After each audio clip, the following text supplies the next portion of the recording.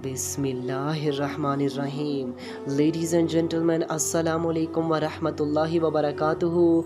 नाज़रीन इकराम, अल्लाह ताला के फ़ज़्ल व करम से आज हम कुरान करीम के चैप्टर नंबर 26 सूरह शुअरा को स्टार्ट करने जा रहे हैं।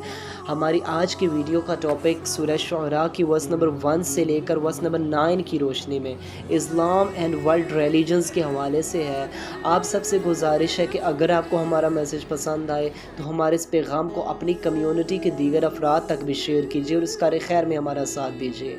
तो आइए बिना टाइम वेस्ट के अपने आज के इस यूनिक से टॉपिक की जानिब बढ़ते हैं। लेडीज़ एंड जेंटलमैन, इस चैप्टर के स्टार्ट में अल्लाह ताला की जानिब से प्रॉफिट मोहम्मद अलैहिस्सलाम के कॉन्फिडेंस को बिल्ड किया जा रहा है।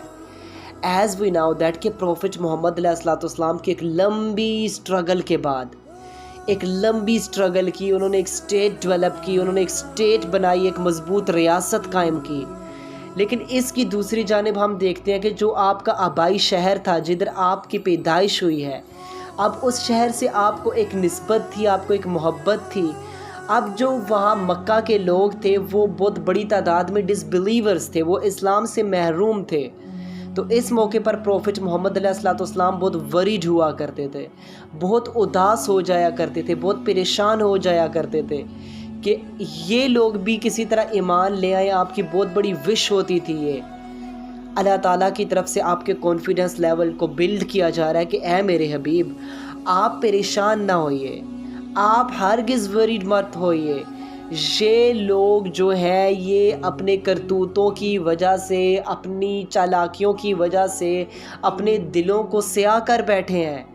अब इन पर हदायत का असर ही नहीं होता, लिहाजा आप इनके लिए परेशान ना हो। ये इस्लाम कबूल करें या ना करें, आप परेशान मत होइए, क्योंकि इनका अब ये हाल हो चुका है कि ये सामने निशानियां भी देख लेते हैं ना तो फिर भी ये गूंगे, अंधे, बहरे होकर गिरते हैं। क्योंकि ये हक़ को पहचान ही नहीं पा रहे।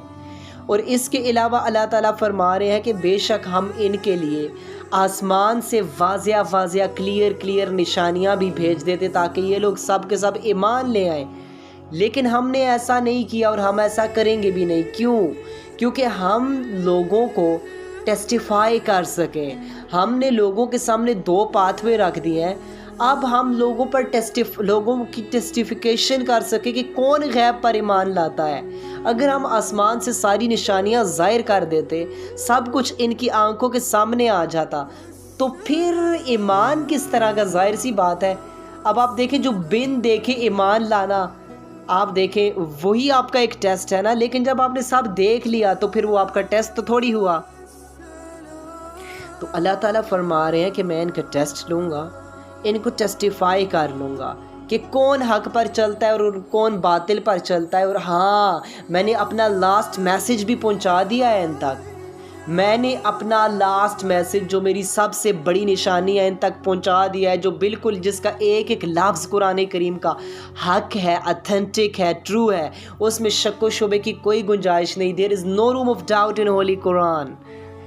इसके अलावा अल्लाह ताला यहाँ पर क्लियर बता रहे हैं कि ये लोग ईमान नहीं लाते ना, इस्लाम कबूल नहीं करते, लेकिन अगर ये अपने इर्द गिर्द ही देख लें तो इन पर मेरी वहदनियत के, मेरे होने की निशानियाँ खुलती चली जाएंगी।